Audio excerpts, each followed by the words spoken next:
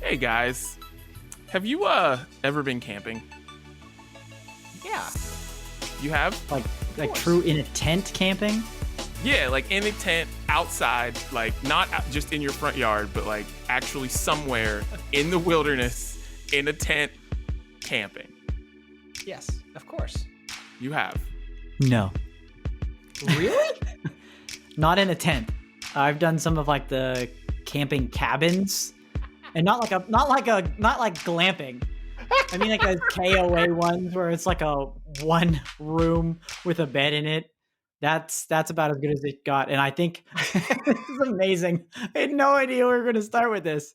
Give you a little inside scoop. I'm sure you have a follow-up question, Dee, but in my camping experience, I had frozen chicken patties that I grilled because there was no other way to heat them up. Threw them on a charcoal grill. What a time. So no, ever since then, never been back. Okay, so Dan has camped in a townhouse. The one in my backyard was more camping than that. So yeah. I have never camped, but last night we did something that made us feel like we were camping. Our microwave broke on Saturday, and I went to go make popcorn last night while we were watching The Bachelor, and I was like, wait, we don't have a microwave. How the hell do we do this? Siobhan was like, oh, just like open up the bag and pour it in a thing and like put it on the stove.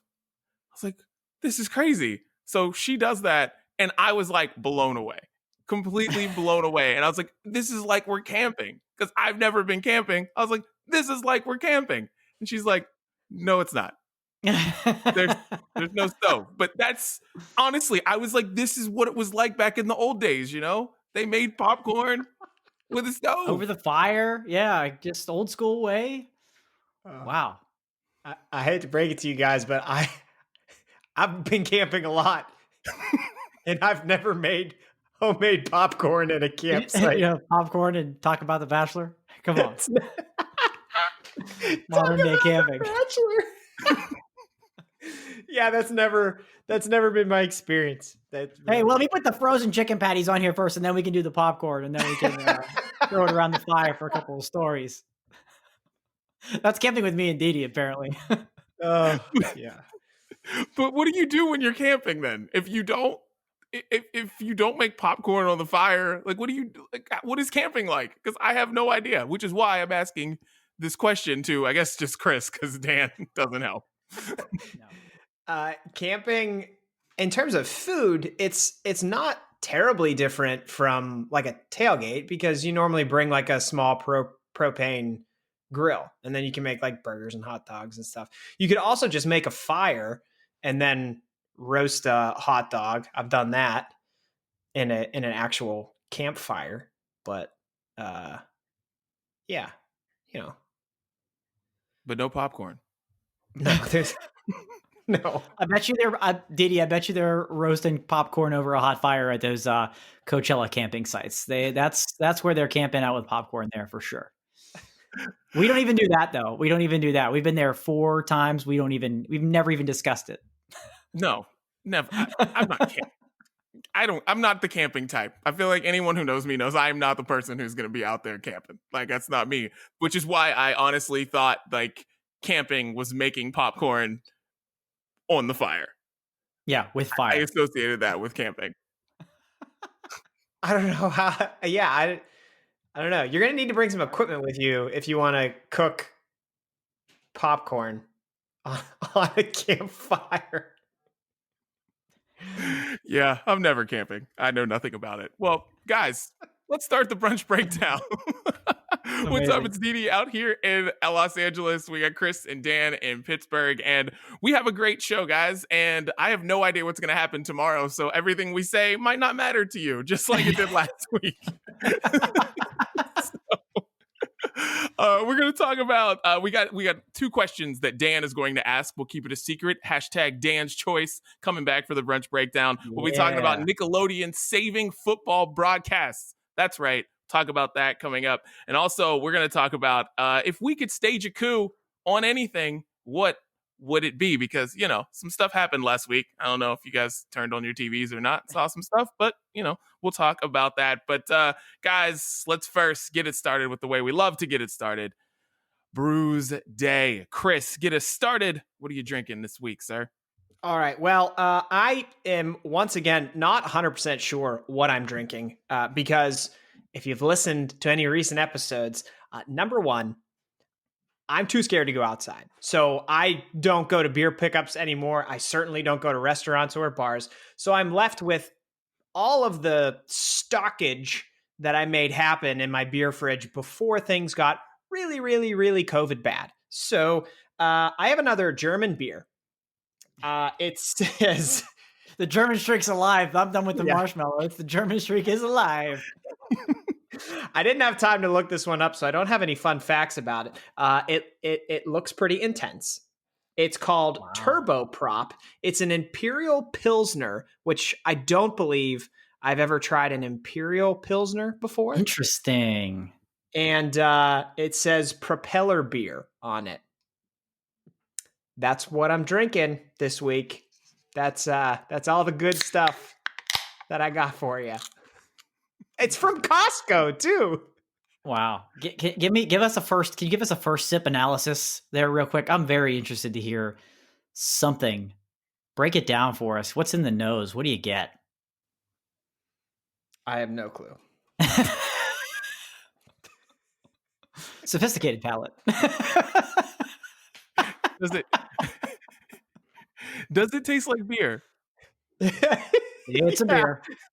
Yeah, this is not for nothing. It's got a beer flavor to it.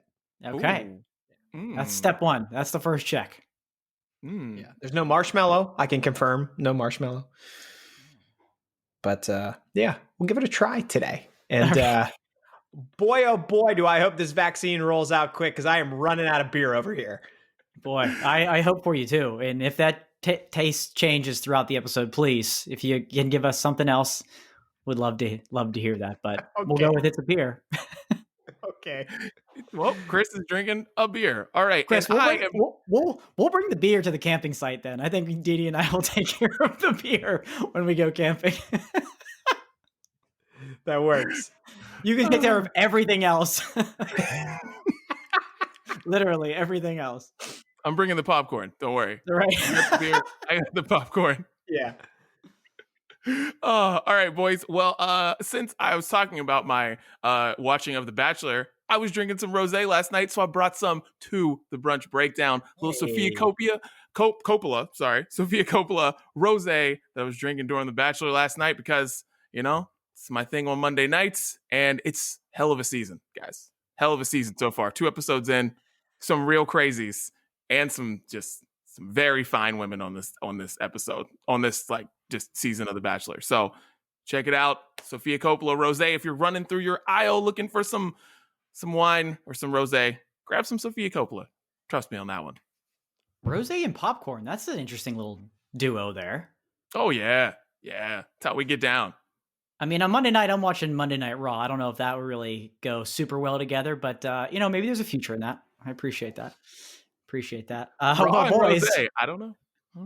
I'll try to bring something a little bit more descriptive to the table. The beer I have here today is from Grist House Brewery. Feature them. It's been a little while since I've had a Grist House on our Brews Day podcast, and they just released a brand new sweet stout. That's right. It's a sweet stout called Phantom Drifter, and the can is absolutely badass. By the way, but this stout has chocolate in it, naturally, as most stouts would.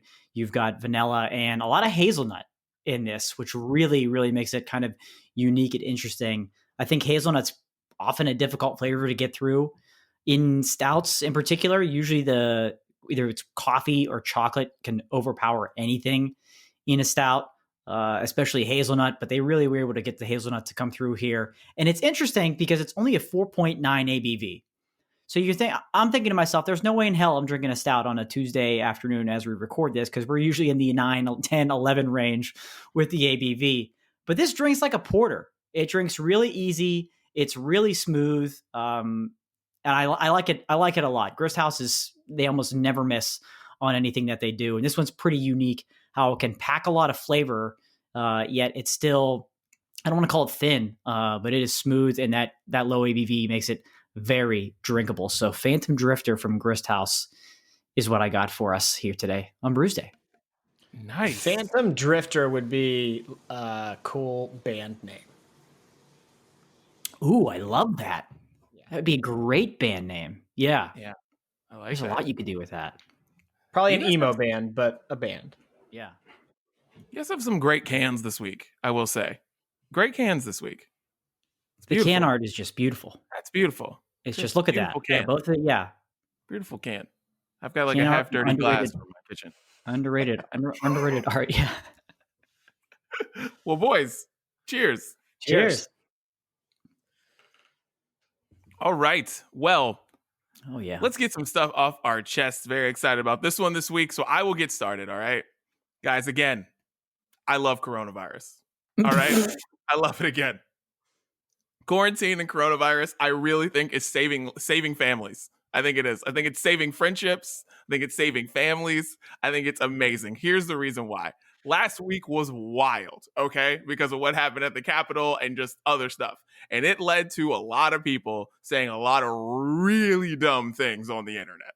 And I can only imagine what that would have been like if you were at somebody's house. If this was a regular weekend, you guys are watching the NFL because there were 6 games on. So this was going to be a big weekend of people just kind of like, you know, come over to my house. We're going to be watching the game. Come over to my house. We'll be watching the game. Stuff like that. National championship also. So you're going to get a lot of opinions. A lot of people talking. A lot of people saying how they feel about various protests that have gone on throughout the year. And I'm telling you guys, seeing it on Facebook from your cousins or uncles or aunts or in-laws or whatever, it's a lot different than hearing it in person. I'm telling you, coronavirus, quarantine, saving families, saving lives. Again, I love coronavirus. It has done more good than harm. Well, okay, let me take that back. It's done a lot of good. It's done a lot of good.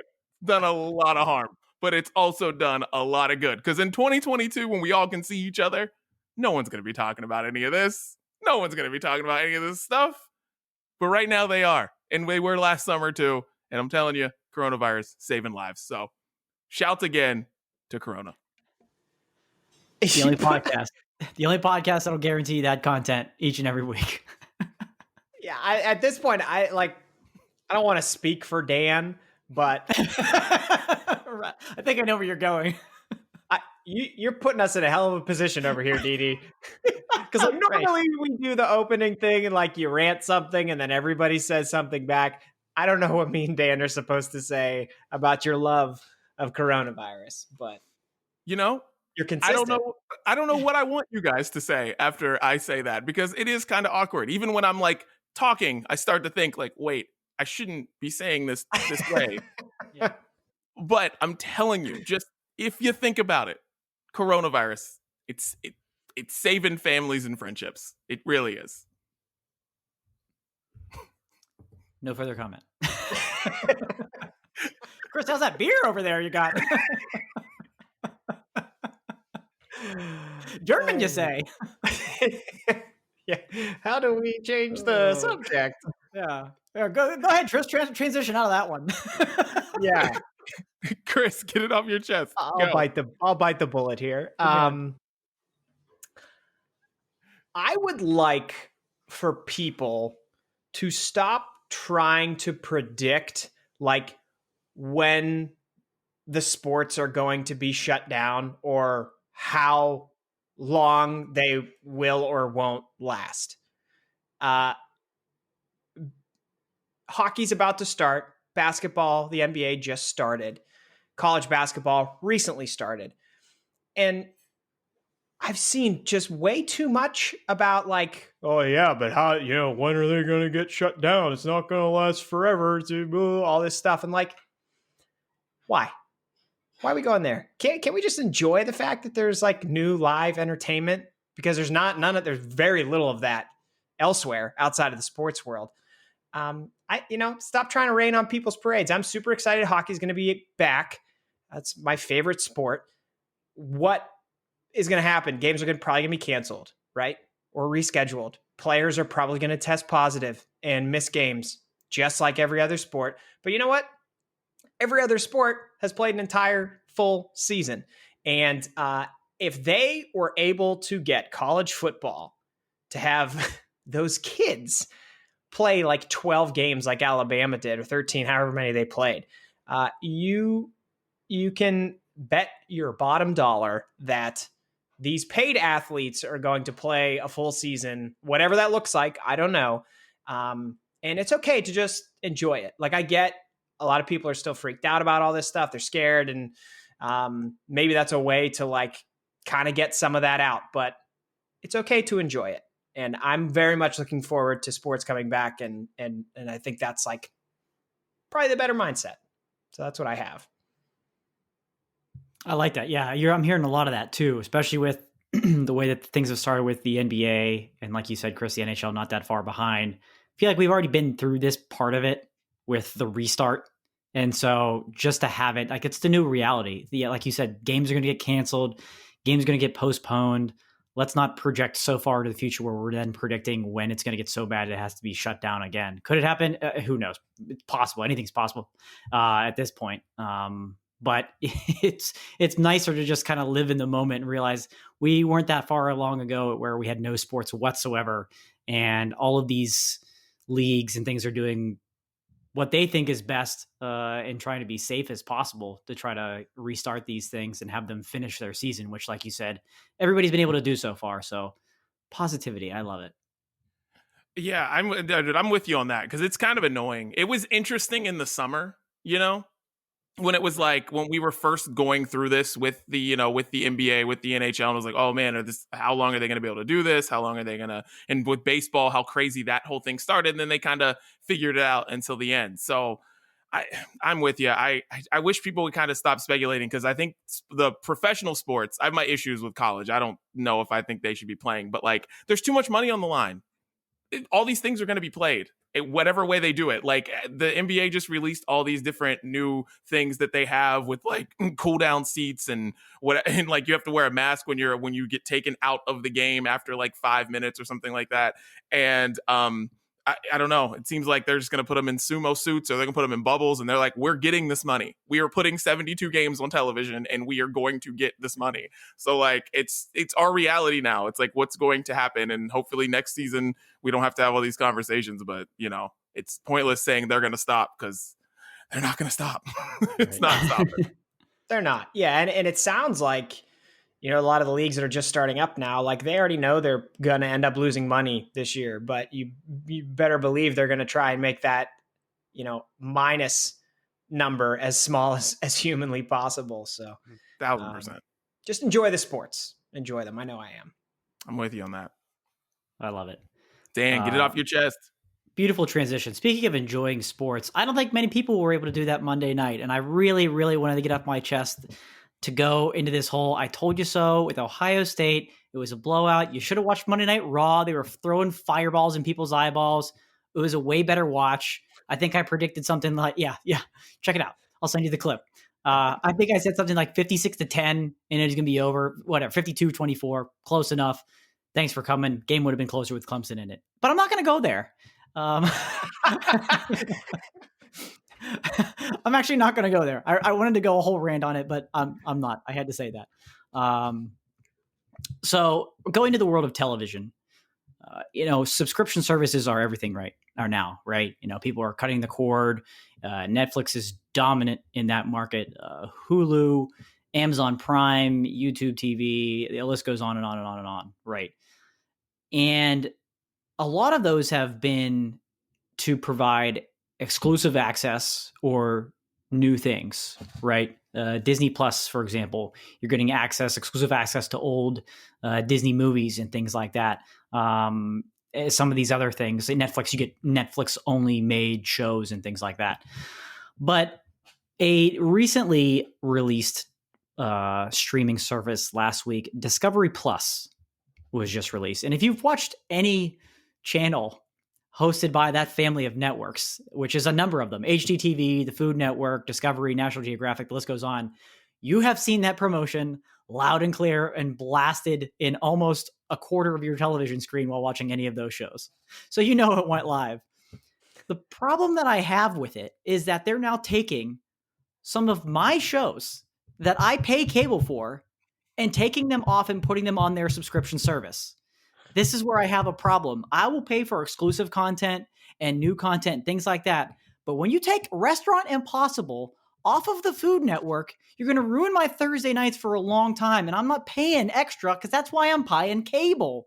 That's why I'm holding on to cable for these things. So don't take away what's already there.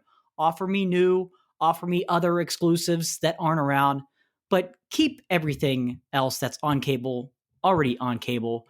I know this is like the next step into the future. And this is like the one that I think is breaking the ground where, like I said, all these other subscription things, they're not doing this yet. This is the first one that I'm fearful that next domino is going to fall. They're going to take things off of cable television, put them on their subscription services, and cable is done whatsoever. We all know that that's going to come at some point, but when you took Restaurant Impossible away from me, now I just got upset and I had to get that off my chest.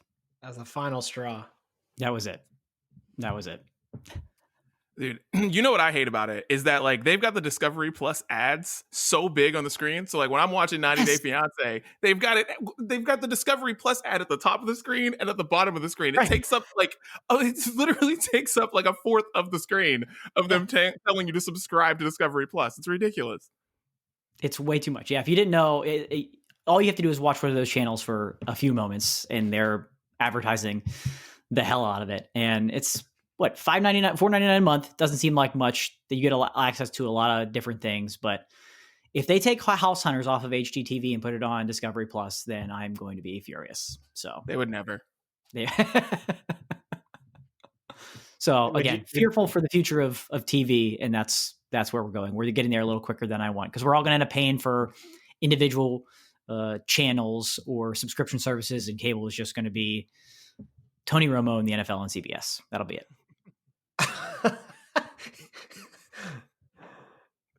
That's it. That's what I got. But have you been on Discovery Plus? Do you have it? No, because I think I'd have to access it only online right now. We don't have our cable service, and our smart TVs don't have it active yet. So I think maybe once that happens, that makes it a little bit more a bigger incentive to do that, because you get a lot. You get a lot, and it's not that much. So I'll probably be a sucker and get it. Dude, there's nothing there yet. There's some Chip and Joanna stuff a little bit. That's a good reason too. Yeah, that's a good reason. Love Chip and Jo. Yeah, not there yet. Okay. Well, boys, I'll wait. We got some topics off our chests. Now let's get into what I think is a fun one, but other people may not find it to be a fun one. There was a staged coup at the Capitol. Did you guys hear about this last week? No, tell me more. A bunch of really angry people, they just ran up in the Capitol and staged a coup to do what? I don't know. That's the thing. I don't know what they saw selfies with police officers. We saw people taking things from the Capitol, but I'm like, I don't know where it goes from there. But it got me thinking. After I saw that picture, that hilarious picture of the guy taking the podium. Which a lot of people thought his name was Via Getty because of the tweet that said Via Getty, and it was the description of the picture, and everybody thought that guy's name was Via Getty walking out with Speaker's podium. It was trending on Twitter, I swear to you. I'm serious. They thought his name was Via Getty because the tweet started with that. Via Getty walking out of Capitol with podium. And the comma, just people thought it was his name. Yeah. If you're not watching us on YouTube, you need to look at Dee Dee's face right now. By the way, you can find the Brunch Breakdown on Apple Podcasts, Spotify, Google Podcasts, SoundCloud, Stitcher every Wednesday. Hit subscribe. Full videos on YouTube every Wednesday, YouTube and Facebook, everywhere at Brunch Breakdown on social media, Twitter, Facebook, Instagram. Follow us there. But back to what you were saying. Via Getty. They thought his name, the bearded guy, was Via Getty. I guarantee you 99.9% of the people who think that guy's name is Via Getty are the same people who tell you the media is the worst. Guarantee it. Like I 1,000%. Those are all those people. We already know what they say. But anyways, it got me thinking, if you could stage a coup to take over something, someplace, anything, what would you stage a coup? Would you get your crew of people dressed up in costume to take over? What would you stage a coup? Chris, go for it. The NFL replay booth. I love it. I love it. Very nice. Very Because nice. nobody is satisfied with the reviews that they make and the final decisions that they make. And we also have no freaking idea what happens there. What are they saying behind the scenes? For one, I want to know that. And then I want to storm in and tell them, listen, you guys are stupid. Here's the call. And then just take it over from there. And then we'll manage things. It'll be fine. It'll be a new world. I love it. I love the thought of there being one just ridiculous call, probably a catch or something, and you just running in there like, everybody out. We take over now. Yeah. All of this, we handle it. We're done. And part of that takeover, Chris, should be those retired officials that are on the networks that also almost always get it wrong and have horrible opinions and try to explain it and things like that. I'm bringing him up again. The man, John King, needs to be the one doing that. John King needs to be the network guy with the screen going over the play, and you're trusting what this man is saying. Every network needs John King doing that for the replay booth, so we can all at least have an understanding of what's going on a little bit better from Chris's side of the new replay booth. I love it. Yeah, we'll take it over. They won't know, and then when they throw to whoever, maybe it'll be CNN's John King. Maybe it'll be me. And I'll tell them what the call is. What's actually happening. Great. Yeah. Great stuff. The fumble in the Bills game. Did you guys the fumble, the non-call that should have ended the game but didn't? Yeah. There were two things to that. One, obvious fumble. Two, it took 10 minutes. Yeah. Way too long. If you can't see it, okay, so if you don't want to make the call after like 3 minutes, okay, then just don't make the call. Yeah. Like, what were you doing for those other 7 minutes? What were you looking at? Right. That's a great point, because now the head official doesn't always go over and look at a screen and stuff like that anymore, right? They have a guy that comes out, gives them a headset. Sometimes they're looking at something on a tablet. When they used to have to go over and go under the hood, quote unquote, there was a timer on that thing. You remember? They had like 2 minutes, and it turned off. Like magically disappeared, that whole thing. And once again, we were never told why. We were never given any transparency in the process, the litigation process. Dude. There it is. I tell you what, man. I know. Clip that, because we'll stage a coup. Okay. I love it. I'll get an army. I'll get an army to storm the replay booth. I promise you. Ooh, Chris is about to join Parler and get it together. They're storming the offices in New York. It's happening. I was thinking, because I always like when I do these like the open or just like these random questions, I always ask my wife first to see what she says, and it started a fun conversation in my house. So I was like, gotta do this. I would stage a coup on a resort. Honestly, I want to stage a coup on a Four Seasons somewhere nice in Hawaii. That's what I want to do. The Four Seasons in Hawaii. There's like one on every island, so it doesn't matter which one. I want to stage a coup or all of them. I want to take it over because I miss vacation so much. And that's the first place my head went to, especially just wanting a vacation from all the COVID news and everything else going on. I want a vacation, and I'm just thinking staging a coup with a select group of people, not just anybody, and taking it over. Just going in there and just saying, no, this resort is now the Dudley Resort. It is no longer the Four Seasons. We have taken it over. And your staff has to say. Amazing. I didn't think of it in such a positive light. Neither did I. That's a great way to think about it. Yeah. My mind was all about like, I'm angry. What am I angry at? And then I'm storming that thing. But that's a great idea. That's right. That's gonna Oh have me yeah. thinking a little bit more, yeah, on the fly. Because I was with you, Chris. That I went angry. I'm taking over, and we're taking down PNC Park, and we're taking over the Pittsburgh Pirates. That's what I'm doing because I'm sick of it for this whole town, this city, to have to watch this miserable organization fumble its way through the bottom of the barrel of Major League Baseball in just horrible, horrible fashion. We're taking over the Pittsburgh Pirates. Bob Nutting, the owner, is out. We're cleaning house. We taking over. Yeah, we're doing this thing right. We're doing this city good by means, and we'll dress like pirates when we come in and do it that way and take it over in real fashion. So yeah, that was first thought for me, was what makes me angry, and that seems to be an easy one that's been lingering for a long, long time. So interesting to go on the positive note there, Dee. That's Guys. See, but this is why it's the brunch breakdown, guys. We all have different opinions. The pirate thing, though, how I don't know how that could actually happen. Like, right. we're all at home bored. Like, I feel like something you could actually make that happen if you really tried. Yeah. You might go to jail, but if you No. tried, I don't think you would in Pittsburgh. I think even the cops are pissed. I think like the government officials are pissed. I think that you could get buy-in kind of across the board. I think that that would be one of the only approved coups in American history. That's true. You got a lot of people on your side. yeah, because it would be a lot. Because I do feel like the news coverage would be a lot different. Because like the helicopters would be going across, they'd be cheering Yeah, on the headlines people. would be finally. Like They'd have the Zambelli family would just send a barge of fireworks over, and like Bob Pompiani would be on the news wearing a Pirates jersey, saying he stands with the coup.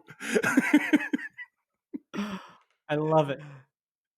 Yeah. Oh, that's perfect. What else you guys got? You got any others that made you angry or potentially happy, I guess? now I'm thinking like I want to storm so this is kind of like Dee Dee's, where it's like with a hand picked group of people. I want to take over a brunch buffet and just be able to have brunch with my friends, and like not have to worry about strangers being in there and picking at the food because we took it over. This is our food. Let's have some brunch, and we'll leave when we want to leave. Okay, we'll have as many mimosas as we want. I like it. That's great. I'm here for that. Yeah, I love the positive twist. I'm gonna go angry again. I have another. I have another one. MTV taking over MTV, and we're going back to music.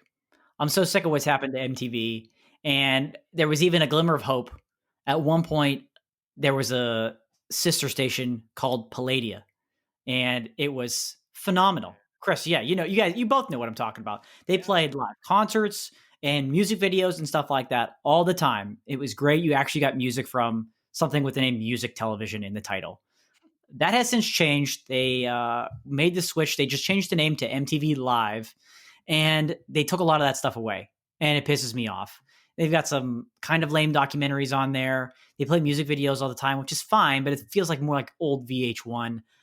I need my MTV. I need my old MTV back. Talk about subscription, services. MTV Reality can be its own, and those trash ash TV shows can be there, and we can have some real music television back in our lives. So MTV, we coming for you. TRL version 3. We're making it happen. Let's go. I'm not mad at that one. That's good. I miss Palladium, man. That was a good channel. Because it was just like, that was a great channel. I'd have that on for literally hours. I mean, they'd play festivals, and it was so great. My other one that I had was, I want to stage a coup at like various cable companies. I want to just go in there and take it over and drop everyone's bill like in half. Because I swear to God, I was watching football this weekend and Spectrum just like went out. It's like in the middle of football. And this is not the first time or the only time that Spectrum goes out. So it goes out, then you end up calling them, and then they figure it out at like the press of a button. So somebody's sleeping on the job in there. Like, somebody's sleeping all the time at Spectrum, and I have a big problem, and I want to know who that person is. And I think it's a bunch of people in there just sleeping on the job, especially on the weekends. When you're trying to when you try to order like pay-per-view whenever there's a fight, it's always something that messes up and you end up having to call them. So then they're like, oh, sorry, man, just woke up. Let hit the button. All right, yeah, turn to channel 605. It'll be there. No, I'm sick of that. I'm so sick of that because you pay so much for cable. You pay an insane amount of money for cable, and I want the bills cut in half. So I want to stage a coup at Spectrum, at Comcast, AT&T, DirecTV, whatever you got. Stage a coup. Let's get this thing going. Let's bust through these walls. Let's go in there and get our bills cut in half. That's what we need. That's what the people want. I love it. I'm down. I'm totally down with everything. That is so crazy. It's like with as much as you pay per month for cable, you think they could pay some better employees to not sit there and sleep on the job that's just watching them. Oh, my bad, dude. I hit the button I was sleeping and in my nap, I hit the button by accident. Crazy. Why isn't cable like everything else? Like you should pay for the amount that you use, right? Your water runs, you pay for as much water as you use, electricity, gas, all that type of stuff. You should get charged based on how many channels you watch in a month or how much time you have the cable on. That makes more sense. And stop putting phone lines in our houses. We don't want them. Stop it. Stop making our cable bills cheaper by putting something that we don't use in our house. Right. Stop it. It's not helping anybody. God. Oh, I hate it so much. But yeah, guys, staging coups. We got it. We got some good ones. We got some good ones. See, we can have fun doing this just ridiculousness. All right, well, guys, let's go back into football from this weekend. Nickelodeon saved football broadcasts for me. I am so doom and gloom when it comes to football broadcasts. I tweet about it every Sunday when something dumb happens, but Nickelodeon did it. They made a fun broadcast because I did not expect this to be this way. I thought they were kind of just going to simulcast the game and it would just be like a couple different people talking. No, they literally made their own broadcast. And I just thought I was like fascinated by it. Like the first down line, everything was colorful. The graphics were different. Everything was different about it. And I loved every second of that. And I watched that the whole game. And the game wasn't even good, but I was like fixated on the fact that like it was like people were actually trying to make a fun football broadcast. I just loved it. That's the biggest point of that, Didi, is that was like one of the, if not the lamest game of the weekend, right? The Saints and Bears. And they made it one of the most entertaining. It was amazing. An amazing job that Nickelodeon did. I watched that the whole time. It was so much better. And it showed on social media the range of people that were watching that broadcast, right? People our age, people older than us that have kids that was probably aimed a little bit more towards, so if a dad has the game on and their kids can connect with Nickelodeon, watch Nickelodeon, that they find a connection there. And people that grew up watching Nickelodeon, there were so many people that watched that broadcast and had so many positive things to say about it. Nate Burleson was amazing on that. The gear that he kind of went into for Nickelodeon. Ian Eagle's son did the play-by-play. I thought that was a really, really smart move.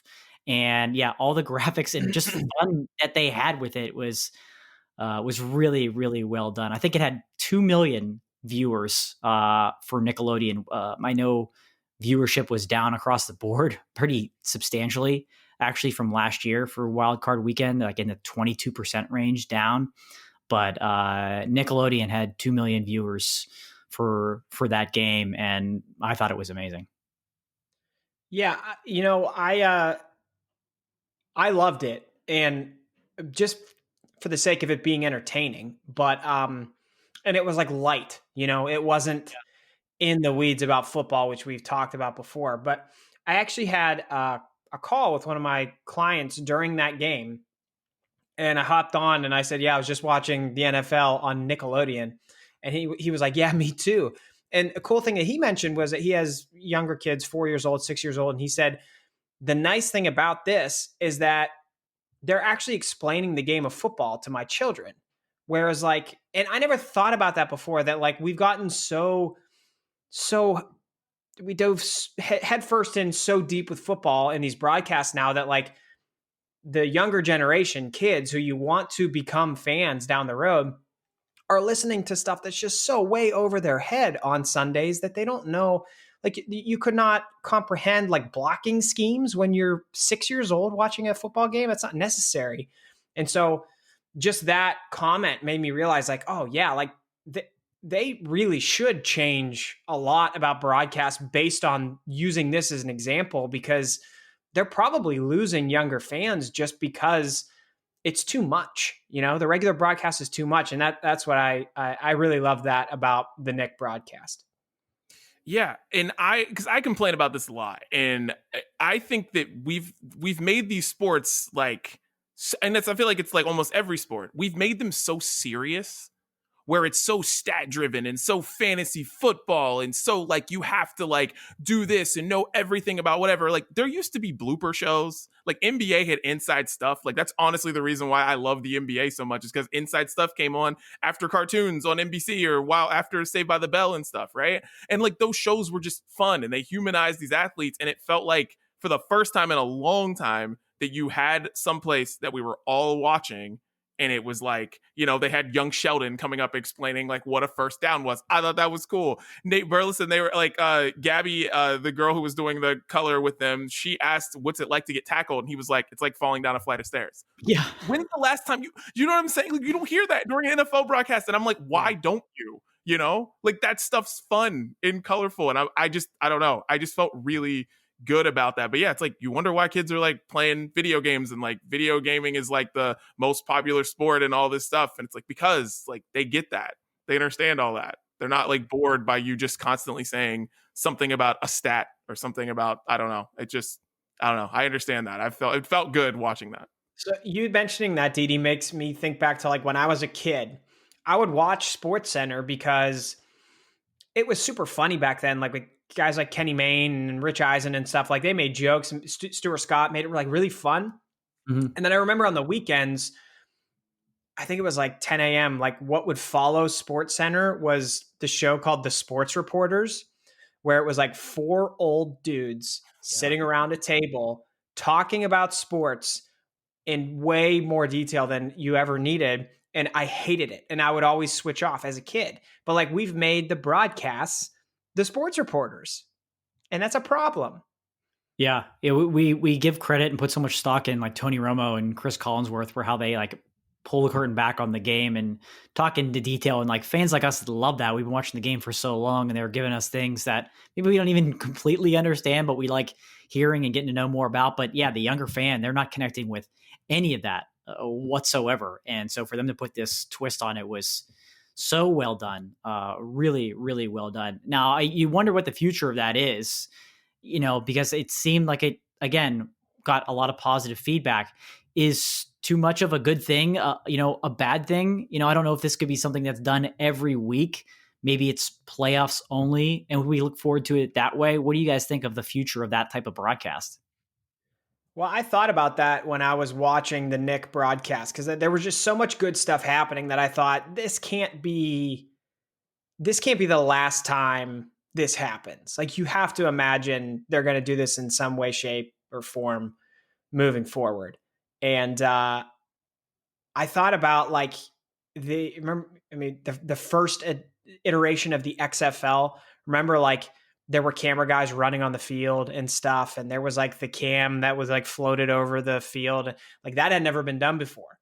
And now it's in every NFL broadcast. Like I wouldn't be surprised if down the road, probably like you said, Dan, probably not like every Sunday next year, but like maybe down the road, we have like maybe a third color commentator that isn't in it the way a lot of these guys are in it, and they make it a little lighter. I wouldn't be surprised if that happened.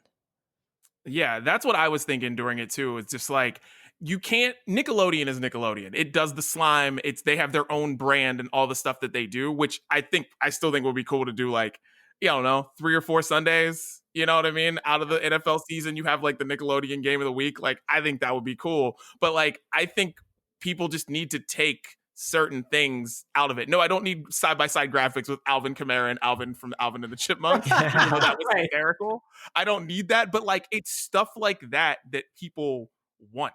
You know what I mean? That I know that I want for sure. It's like there's not just one audience that played high school football and thinks that they're one injury away from being in the NFL, even though they didn't even play in college or whatever. Like that's not everybody who watches the NFL. Like some people want to watch it and have fun, and I just think people are going to notice what they did and take little things from that and maybe not be so just buttoned up and everything. It's just it just didn't need to be like that. Like I like the fact that like all three of them were wearing bomber jackets. Like there was just so much just a loose feel about it all. You know what I mean? And then like the post game interview with the kid, and he's just asking them normal questions, not the same dumb questions that they ask at the end of games. Like, how did it feel out there? What? It's Right. like, oh, what was in your mindset when you did this? It's like,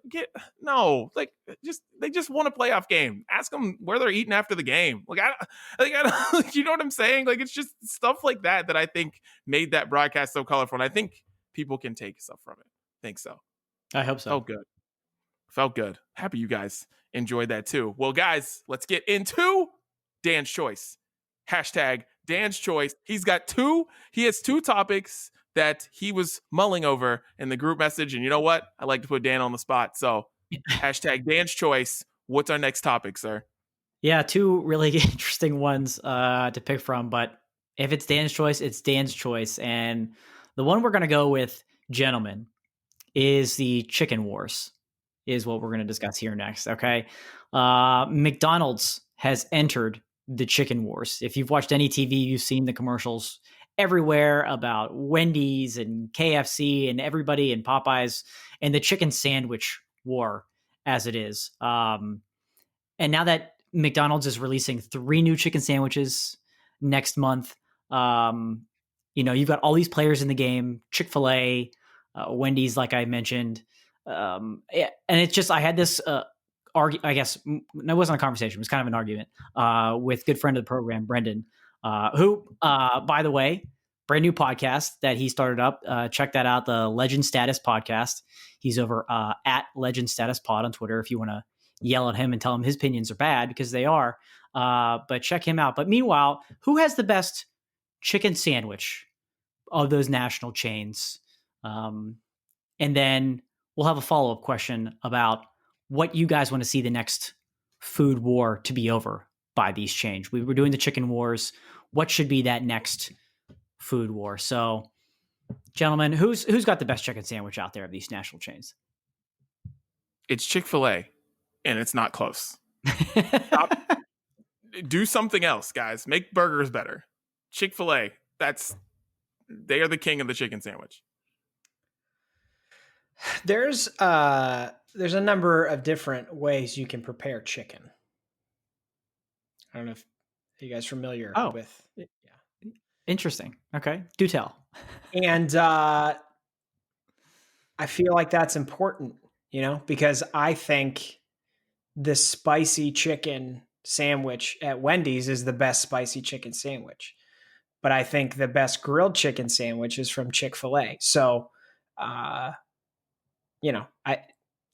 don't think you can just wholesale say this place has the best one, because there's a lot of different ways to prepare it. I apologize to Wendy's. I'm sorry. I mean, I'm offended. I'm personally offended, but other than that, it's fine, Didi. It's fine. You have a good point, Chris. I tend to think that Chick-fil-A has the best too, but theirs is the best grilled sandwich. For sure. It's the best grilled sandwich. And I haven't had the Popeyes chicken sandwich yet, but I'm willing to say right here, right now, that it will be better. It is better than Wendy's. And I like Wendy's a lot. No, I don't like Wendy's. I don't eat at Wendy's very often. In the world of chicken sandwiches, I like Wendy's a lot. Dan Specifically, likes it a lot. A lot. Man, it's not like I eat Wendy's all the time. In the world of chicken sandwiches, I think Wendy's is a top dog, is a top contender. But I just have a feeling that Popeyes is doing it better, and it's something I need to try. It really is. I need to dive in and really give Popeyes a chance. Such a weird take. It's like I've never had this food, but I'm pretty sure it's the best. But it's yeah. How do you go that? How do you? I just have a feeling. I don't know. I'll try to find some. I don't know when when I'll be able to go to a Popeyes ever again. We'll put this in a pin for later in the year. We'll do a taste test on air. See if I But can pick like, up some Popeyes.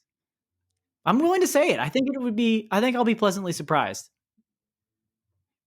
and then there's other chains though, like Bojangles has some really good chicken. It's kind of national, but I guess Yeah. it's not everywhere. So does that count?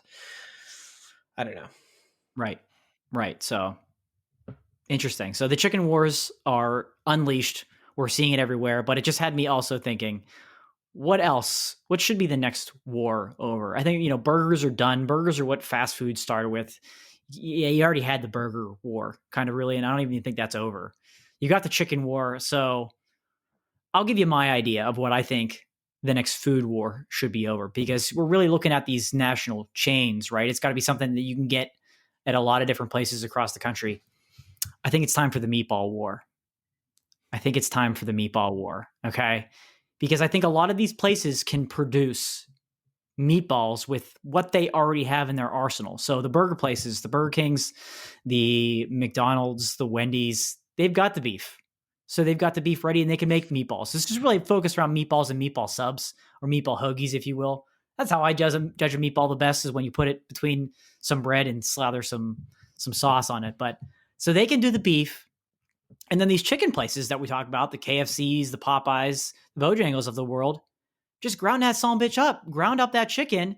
You can make chicken meatballs. Chicken meatballs are great. They really are. They've got a little bit more challenge there to them, but they've got a little bit more herbs and spices to work with as well. So let's go for the meatball wars. What do you say? I mean, meatball fast food. Yeah.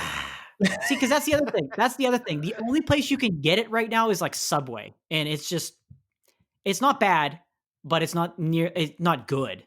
It's, I can get a meatball sub here, anywhere. It'll taste the same, but I want it to be better. And I feel like one of these places can make it better. The problem with, all right, so even the Subway meatball sub, problem with that is if you don't live close to that Subway, that thing's falling apart as soon as you open up. Yes. Soggy. Can't have it. So someone's got to perfect this. Just a thought. Yeah. I don't know, man. I don't know if the meatball is going to work. But I will tell you what will work. Okay. Fries. I think everyone needs to get their fry situation together. Because I think someone could take out McDonald's has the best fries. Okay. I think they do. I think they have the best fries. I think somebody could take them out. It's been the same fry recipe for 1 billion years. I think if somebody focused on their fries, started a campaign about how they have the best fries, they could figure it out. But I don't know if people are even going to try there, or if people are ready for that conversation. But McDonald's doesn't have to have the best fries. I'm telling you, they don't. Somebody could take them out. I just feel like with the technology we have in 2021, like you got to be able to figure out like each other's recipes, right? The ingredients. So are all the places just like choosing to take their own unique take on French fries because they don't want to copy each other? Or like, what's the deal? Well, you got to be able to put those fries into a something and find out what the ingredients are. Look at it this way. No one is even trying to touch Arby's because they know that's a losing battle. But if they duplicate it, that opens things up completely for whatever that place is. If Arby's didn't have the curly fries, it'd be a little bit more difficult for me to get to Arby's every once in a while. But that's the game changer. But if somebody else had those, almost write them off the map. Do they have a patent? Can you get a patent on a recipe? The Colonel does. The 11 herbs and spices. You damn right that's a patent. That's what I'm saying. Like everybody knows, you have to, if you wanted to know, you could find out what those 11 herbs and spices are. Yeah. But like, if you can't use them, like if the Colonel, if the Colonel walked into, McDonald's, noticed that they were using the 11 herbs and spices, he could sue them. Yeah. That's a good point. That doesn't seem right. I mean, I can't go to the grocery store. I don't know. I don't like that, but I get what you're saying. But I love the fry. I love the fry debate. You're right. I think everybody's kind of lazy with the fries. It's just like, we just want the cheapest potatoes, slit them up the thinnest we can, and put some salt on it and whatever. People are gonna come here for the other stuff, and they'll just be fine with our fries. No, let me come there for the fries. I'm down with that. I'm here for Ease that. up on the Fry salt, war. everybody. Fry war. Hey, look at Taco Bell. They're diving in with nacho fries. They're back. Okay, my turn. Let's I go. want tacos. Taco war. I want a taco war because you look at what Taco Bell does and the crazy ass ways Taco Bell makes us think that like the new taco is special from the old tacos. I want to see if we put all of our minds together as, these national chains, what crazy shit we can come up with. That's what I want. I want a taco war, and yeah, I'll try them. I'll try all of them because I love tacos. What kind of shell do you want? Because Taco Bell keeps doing this Dorito thing, and I'm like, all right, it's old. It's jumped the shark, guys. They keep bringing it back, bringing it in, then they'll be like, oh, it's the Cheeto shell. It's like, no, it's the same shell. It's the same shell. They just keep changing up whatever the potato chip is. So, what kind of shell do you want? Well, if we're talking about like what Taco Bell has, I was always a big fan of the hard shell, like inside the soft chalupa. So it's a little soft, but you got some crunch to it. I was a big fan of that. I think you got to go soft shell across the board because of the same factor with the meatballs. That thing, if you are waiting too long, that bottom crunchy shell, if you don't have your soft protective layer like you're mentioning there, Chris, if you're just hard shell only, that thing is a mess and just all sorts of terrible. And it's like a lot of people love Taco Bell, right? But like when you break it down, if you have Taco Bell, like when you're sober, it's really not that good. If you're having it before 6 p.m., it's scratch that, like 8 p.m., it's really not that good. So somebody else has to be able to do it better. We need an all-out taco war. Yeah. I think because like a Burger King kind of tried a taco at one point, and I don't think it got a lot of traction, but I think if all of them just went in, we could do a taco bracket. It would be great. I'm just trying to think of what variation of taco I want. Dude, like a Big Mac taco sounds amazing, actually. Okay, now we're talking. Now we're here. Now we're here. Now, right? See, if we could take the best thing that fast food restaurants do and make it a taco, like a spicy chicken Wendy's taco. Oh, let's go. At Wendy on Twitter with this clip because she responds to people. That's true. Yeah, because that could be crazy. That might put Taco Bell under. Like, I'm saying. Yeah. We could. Yeah. Like, because I was thinking this might be a little crazy until I'm thinking about what a chicken taco from Chick-fil-A would taste like. Oh, come on now. You're getting serious. You take the best thing from each of those places and you turn it into a taco. We've got an all-out war on our hands. Wow. This is good. We discovered something here. Arby's would just be fries in the taco. Yeah, I know. I was trying to think Arby's, and that roast beef taco doesn't Nobody wants a roast beef taco. No, it would just have to be like Arby's sauce and cheese and some fries. I don't know. A new special. It's a Reuben in a taco. Yeah. Arby's can stick since Arby's has won the fry war. They can stay out of this. They get a pass. They don't have to dive in to this. Same with you, Long John Silver's. You might be able to win over the fish taco, and I love a good fish taco, but don't enter this competition, please. You can sit this one out. Long Johns with tacos. Oh man. I mean, I'd try it. Like I'm known to. I'd try it. I'm not gonna lie. But yeah, tacos. I did not think that tacos was going to be the big thing that would come out of this. But man, a Big Mac taco. And all the now I've got all these ideas in my head now. Like I was thinking, I'm thinking like pizza and like how does pizza and a taco work? But then I'm thinking pizza eggs. And Chris, pizza eggs and a taco sound fantastic. So now you have your brunch version of the taco. It's like a breakfast taco. Yeah, that's really opening up the board here. Because then, like an egg McMuffin and a taco, that would be good. Ooh, yeah. Hash browns? Put the Yeah. hash browns in the taco. Yeah. Make the taco a hash brown. TM. Wow. That's it. That is it. All right. Before we release this episode, somebody get the patent Yeah. on that. A huevos rancheros taco. Telling you, Guys. Let's go. We have all these patents, by the way. Anybody listening, we already have them. We already did the work. Yeah, we have them. We have them. We don't want to see these anywhere else. The date is January 12th, 2021. I'm mailing this to myself right now. Yeah. Hash brown taco sealed, send. Putting a stamp on it. Amazing. Wow. Wow. Well, let us know at Brunch Breakdown what you think the next fast food war should be. What food? Tacos? Fries? You got something else? Let us know. All right, let's get into what we're listening to this week. Dan, get us started. What are we listening to, man? What I'm going to start with this week is Zara Larsson and Young Thug put out a track called Talk About Love. And interesting collaboration. She's collaborated with a lot of different people. And I love this collaboration between these two. It's like a very cool, very chill song.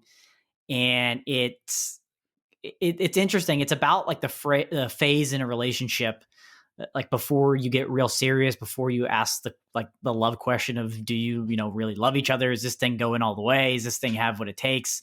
So like not wanting to talk about love is really what it's about, and just enjoying that moment in a relationship that, we've all been through. So the verse from Young Thug is perfect for this. And it's off her upcoming album coming out on March 5th. So really excited to hear more of that. So Talk About Love, Zara Larsson and Young Thug to get started. I like it. Chris, what are you listening to? I went back in time a little bit and listened to a band that I was a huge fan of growing up. The band is Alistair. And wow. Yeah, right? Blast from the past. Yeah. And their Last Stop Suburbia album was very, very popular. That was the one that got them super famous. And, well, I guess not super famous, but like famous. That was the one that got them on Drive Thru Records. And then they kind of disappeared for a while. And like, you got to live in my world, okay? That was super famous for me. The 2003 Drive Thru Invasion tour was like if Justin Bieber went on tour. That's what that was for me. But they ended up putting out an album in 2009 that like didn't really get any play from anybody. And I wanted to throw a song on the playlist this week just because I was listening to that random album, and the song is called Alone. And it's super upbeat, super catchy. It sounds like it could have been on Last Stop Suburbia, but it kind of just missed the mark for most people. So 12 years later, why not throw it on the playlist? Nice. Terrific. Well, I'm going back in time too, Chris, because I heard somebody during a football game call someone Pretty Ricky. And as soon as I heard that, I was like, gonna listen to Grind on Me, the classic from the 2000s from Pretty Ricky. Telling you, the song is just as ridiculous as the last time you heard it. Telling you that right now. It's just as ridiculous, maybe even a bit more. Grind on Me, Pretty Ricky. It's going on the playlist this week. That song. That's terrific. My next one is going to be from Cheat Codes, a trio kind of EDM group that I featured a couple of weeks ago. They've had a lot of features on some singles that have come out off their upcoming album, and they're all been really, really good. The latest one that came out last week is with TikTok sensation and upcoming artist, rapper, Lil Zell. Chris, I know you're big into Lil Zell. You're a big Lil Zell guy. So the song is called No Chill. Again, it's a classic kind of upbeat pop vibe that you get from Cheat Codes, but it's just another one of their singles off this upcoming album due out soon, where these features from people that maybe some people haven't even heard of, honestly. And they're really turning them into really, really great songs. So No Chill from Cheat Codes and Lil Zell on the playlist. A big Little Zell fan. That was funny. I liked it. My second song is going to be from the band Red City Radio, and this is an aggressive. This is an aggressive title. Okay, if you want blood, be my guest. That's the song name. And it is an aggressive song, but in a very poppy, catchy way. Dan, there's some group vocals in there. The lead vocalist for Red City Radio has a very unique kind of tone to his voice that I really, really dig. And I want to put it on the playlist. But I was kind of going back through some old music the other day, and I heard group vocals, and I know Dan loves group vocals, so I thought I'm a sucker for him. Yeah, let's give this one a shot. I appreciate it. This sounds like a song you would play when you bum rush the New York NFL offices, the replay offices.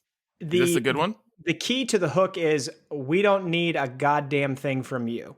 And you're right, because that might be what we yell when we bust into the headquarters for the replay booth. That is a great, I didn't even think about that, but this ties into, look at that. We're bringing it full circle. I love it. What a theme. What a theme. Well, I got one from Olivia O'Brien. I love Olivia O'Brien. I've definitely put her on the podcast a couple times. She's got a new song out called Better Than Feeling Lonely. She makes very depressing love songs that are great. They're just great. They're really depressing though. But I don't know if she has a boyfriend or not. Be weird if she does, because man, like she's always going through it seems in her music. Yeah, right? So, but yeah, seriously, I'm like, are you You've been asking that every day. You're right. You're good. You're good. When you wake up. But yeah, Better Than Feeling Lonely. I love this song, and I'm gonna put another song on there from her EP that's called "It Was a Sad Fucking Summer," and because I'm telling, she just her music moves me in a way that like I don't know. It's just she knows how to hit heartbreak and pull these strings. So Olivia O'Brien, Better Than Feeling Lonely. Throwing that out there. Okay, good stuff. Good stuff. My third one's going to be a little bit of a throwback. I traditionally don't go that route, but I'm going to join you boys in kind of the throwback here this week, because this past weekend, I try to support any favorite artists that I have. They're all stuck. Their crews are stuck, not going anywhere. No tours, obviously last year and for who knows how long this year. So artists, do live streams, and sometimes they're not all free. So one of my favorite bands, Paris, put on a live stream this past weekend, and they did a complete set of their sophomore album, All We Know of Heaven, All We Need of Hell. And it just had me digging back into those songs again. It's for the album from 2017. I put some of their newer stuff on the playlist last year. So this is kind of a throwback to their harder alternative pop type of stuff before they went a little bit more into the even poppier world, if you will, electro type of style. So What's Wrong is one of my favorite songs from that album. So throwing on an old Paris one for this week.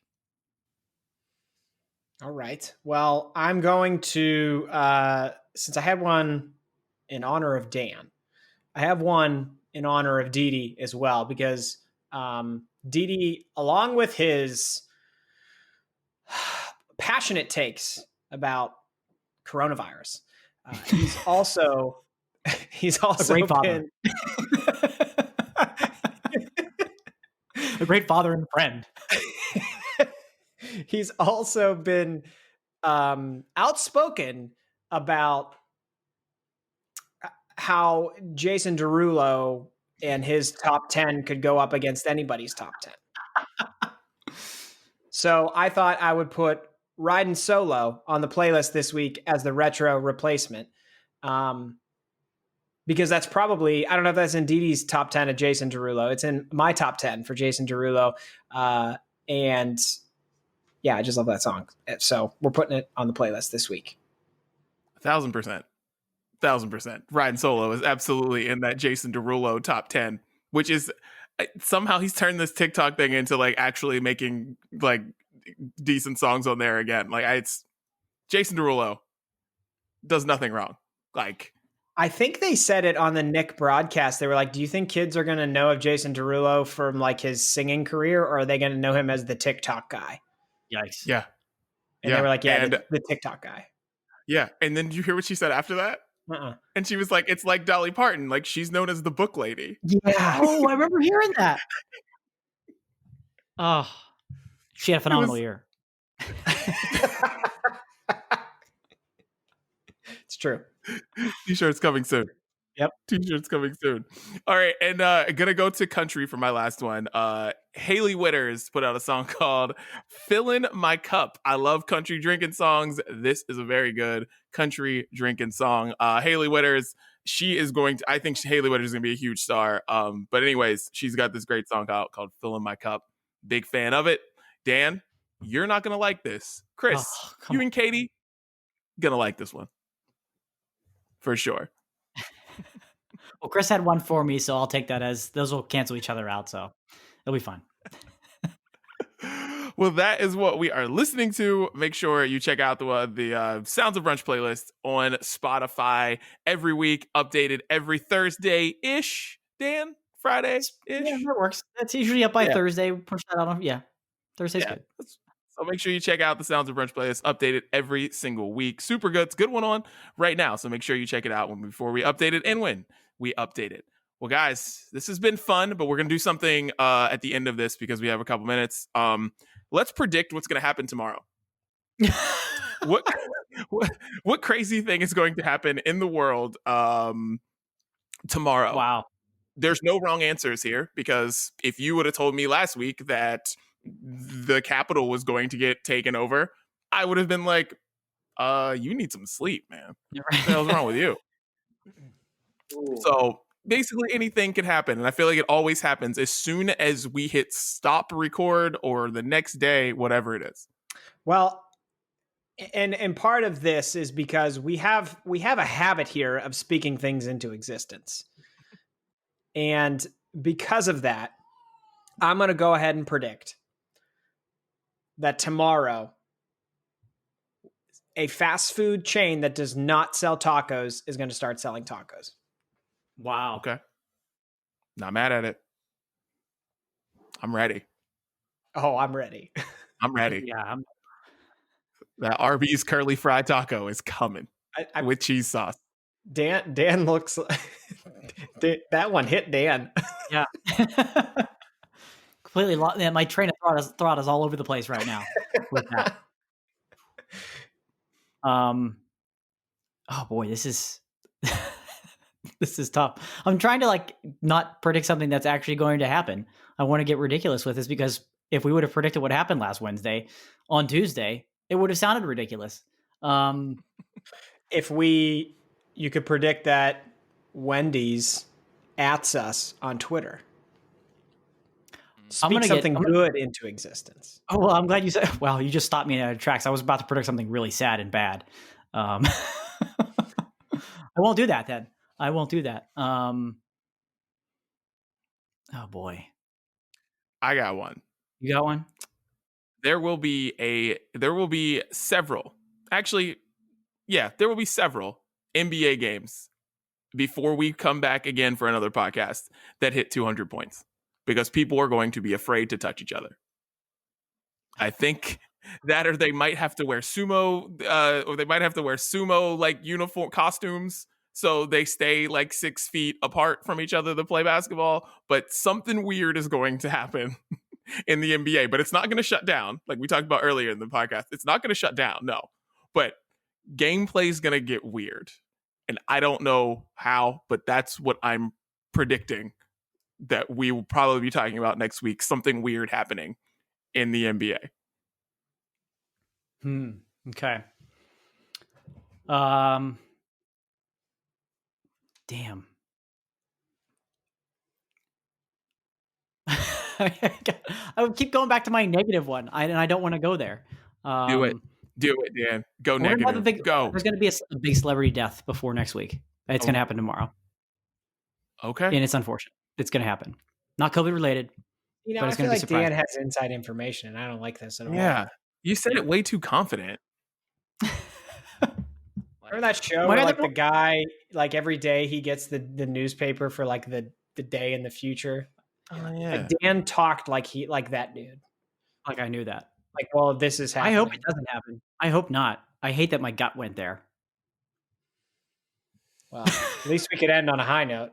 Yeah, seriously. Glad I went God. last. How's that beer, predicted Chris? that Betty White's gonna die this week. Jesus, good job. It's happening. Bad feeling. How's that beer, Chris? Is now the new awkward moment. How's that beer, Chris? Transition. Here's a prediction. We're gonna have a great new music Friday this week because the last two have sucked. So let's go. Let's go, people. Step up. We need some Billie Eilish. Billie Eilish single on Friday. There it is. Okay. All right. I like that. Well, we are out of here. It has been the Brunch Breakdown. Make sure you follow us on all the social medias because we are, we're there and we're having all the fun on there as well. Check out the clips and check us out everywhere you listen to podcasts. And we'll be live premiering it on YouTube and on Facebook. And then you can watch them whenever you want. So, boys, this has been fun. This has been fun. It's been great. I enjoyed it. We'll talk to you guys soon. Tomorrow for the brunch break. No. We'll talk to you guys next week for the brunch breakdown. Tomorrow? What the hell am I doing? I'm out of here. Goodbye.